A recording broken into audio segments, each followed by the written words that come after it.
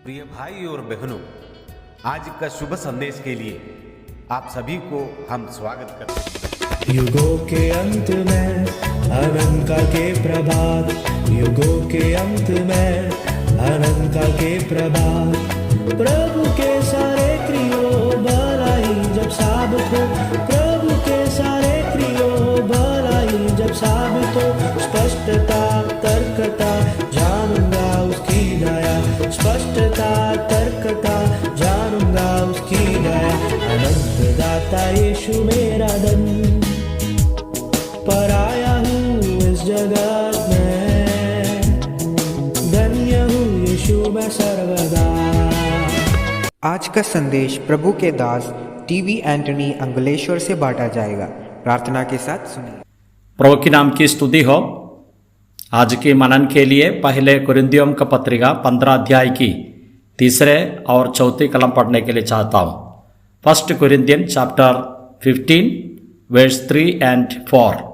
इसी कारण मैंने सबसे पहले तुम्हें वही बात पहुँचा दी जो मुझे पहुँची थी कि पवित्र शास्त्र के वचन के अनुसार यीशु मसीह हमारे पापों के लिए मर गया और गाड़ा गया और पवित्र शास्त्र के अनुसार तीसरे दिन जी उठा।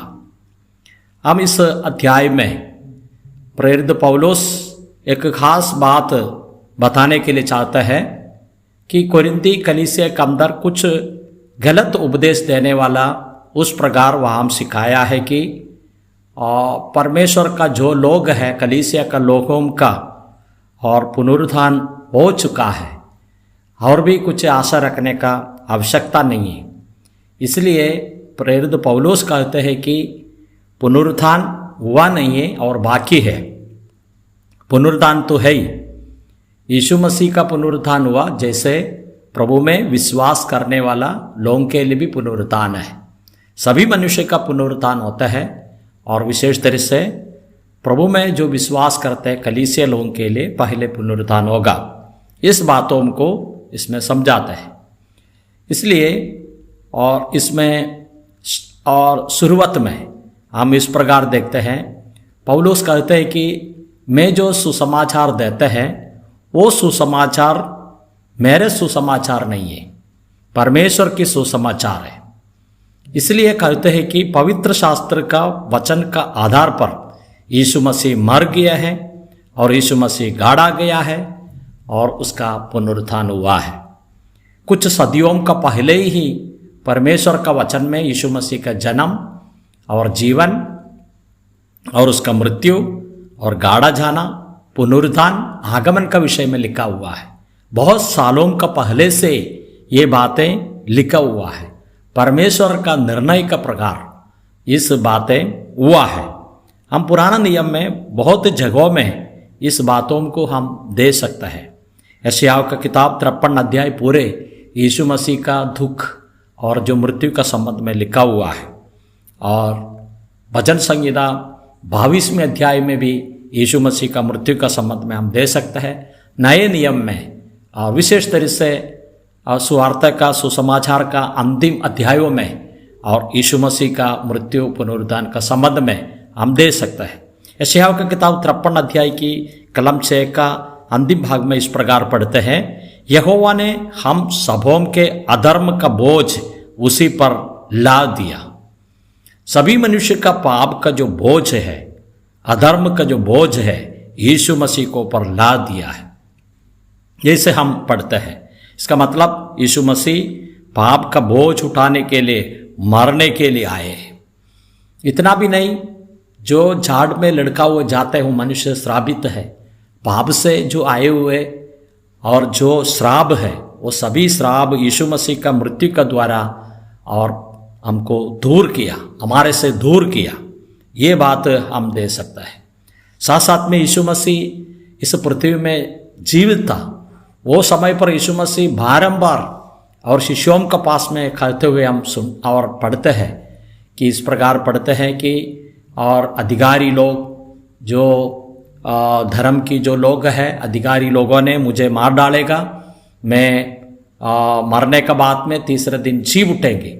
इस प्रकार बारंबार इस बातों को समझाया वो भी क्रूस में मरेंगे, इस बातों में कभी प्रभु यीशु मसीह बोलता रहा। यीशु मसीह इस प्रकार कहा, क्योंकि मनुष्य पुत्र इसलिए नहीं आया है कि उसकी सेवा टहल की जाए, पर इसलिए आया है कि आप सेवा टहल करें और बहुतों की छुड़ौती के लिए अपने प्राण दें। प्रभु यीशु मसीह कहते हैं कि मेरे प्राण देने के लिए आए, मैं सेवा स्वीकार करने के लिए नहीं आए, सेवा करने के लिए आए। इस पृथ्वी में बहुत नेता लोग, अवतार लोग सब आए हैं, वो लोग ऐसे चाहता थे कि वो लोगों को सेवा करें, लेकिन यीशु मसीह मृत्यु का द्वारा सेवा करने के लिए आए। मृत्यु से और पापी लोगों को सेवा करने के लिए प्रभु यीशु मसीह आए। हम पहले पत्रस की किताब में जिस प्रकार हम पढ़ते हैं, वह आप ही हमारा पापों की अपनी देह पर लिए हुए क्रूस पर चढ़ गया, जिससे हम पापों के लिए मरकर धार्मिकता के लिए जीवित बिताए, उसी का मार खाने से तुम चंके हुए। तो हम इस प्रकार देखते हैं प्रभु यीशु मसीह का मृत्यु के बारे में जो लिखा है, हमको धार्मिकता देने के लिए यीशु मसीह इस और सूली पर और मर गया है। हम चंगा होने के लिए, पाप का जो रोग बीमार से हम लदे हुए थे, लेकिन उसमें से हमको छुटकारा देकर हमको चंगा देने के लिए प्रभु यीशु मसीह आया। यीशु मसीह का मृत्यु पवित्र शास्त्र का वचन का आधार पर है। बहुत साथियों का पहले से इस बातें उल्लेखन किया है, पवित्र शास्त्र में लिखे हुए हैं। इतना भी नहीं, प्रभु यीशु मसीह गाड़ा गया, और जो गाड़ा जाने का अर्थ क्या है? दफन विधि हुआ है। इसका अर्थ है यीशु मसीह संपूर्ण मृत्यु पाया, और मृत्यु पाने के बाद में दफन से और गाड़ा जाने से उसका मृत्यु को सील कर दिया है। और संपूर्ण रीति से प्रभु यीशु मसीह का मृत्यु और इसका बारे में और गाड़ा जाने के बारे में भी हम पवित्र शास्त्र का अनुसार हुआ है। हम इस प्रकार पढ़ते, यीशु मसीह पवित्र शास्त्र का वचन के आधार पर तीसरे दिन जी उठा, जैसा हम पढ़ते हैं। प्रभु यीशु मसीह का शरीर सड़ने नहीं दिया, पवित्र जन का शरीर और सड़ने नहीं दिया। इस दुनिया में कोई भी मर जाते हैं वो सेकंड से और उसका शरीर सड़ने लगता है, लेकिन यीशु मसीह 3 दिन जो पृथ्वी के अंदर रहा वो सड़ने नहीं दिया। परमेश्वर पिता ने उसको विशेष तरह से एक शरीर को तैयार किया, इसलिए हम इस प्रकार देखते हैं। तो हम यूने का किताब में हम इस प्रकार पढ़ते हैं, यूने उस महामत्स्य के पेट में 3 दिन 3 रात पड़े हैं। तीसरा दिन और बाहर आ गया, वो महामत्स्य का मछली का अंदर से बाहर आया है, जिस प्रकार हम देखते हैं। प्रभु यीशु मसीह ने बोला है कि यूना का जो चिन्ह आपको मिलेगा, जैसे मनुष्य पुत्र भी इस प्रकार होगा। तो यीशु मसीह का मृत्यु, गाड़ा जाना और पुनरुद्धान का संबंध में उसमें समझाता है। यीशु मसीह जीवित हो गया, इसलिए हम रोमियो का पत्रिका में इस प्रकार पढ़ते हैं, यदि उसी का आत्मा और जिसने यीशु को मरे हुए में से जिलाया तुम में बसा हुआ है, तो जिसने मसीह का मरे हुआ में से जिलाया वह तुम्हारी नश्वर देह को भी अपने आत्मा के द्वारा जो तुम में बसे हुए है जिलाएगा। यीशु मसीह का आत्मा, जो जितने लोग उद्धार पाया है, जितने लोग यीशु मसीह को ग्रहण किया है, और उस यीशु मसीह का आत्मा और जो नश्वर शरीर है उसका भी जिलाएगी। इसके लिए इसमें 2 अर्थ हम देखते हैं। यीशु मसीह को स्वीकार किया है, वो लोगों को आत्मा में जिलाया, एक आत्मिक जीवन, नए जन्म दिया।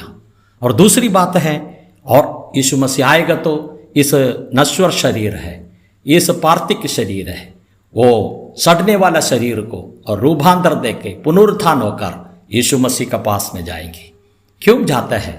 यह हम जीवित रहते समय में प्रभु की आराधना करते हैं, रोटी दाकरस रखे और सप्ताह का पहले दिन और उसको याद करके कलीसिया उसको आराधना करता है। साथ साथ में यीशु मसीह का मुखामुख देके हम एक दिन आराधना करेंगे। इसके लिए यीशु मसीह मर गया, पुनरुत्थान हुआ, वही आशा हमको भी दिया। इस प्रभु को हम आराधना करेंगे और स्तुति करेंगे, उसकी नाम की महिमा हो। जय मसीह की।